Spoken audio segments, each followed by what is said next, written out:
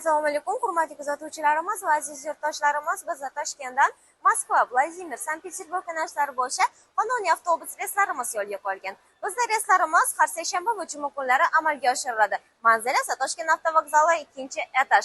Agarda siz bizning hamyonma biletlarimizdan xarid qilishingiz va qulay komfortda yetib olishni xohlasangiz, o'z manzilingizda hoziroq ekrandagi raqamlarga qo'ng'iroq qiling va o'z joylaringizni band qiling. Do'kon Bakkonur tomonidan yo'lga qo'yilgan avtobuslarimizda siz uchun barcha qulay shart-sharoitlar yaratilgan.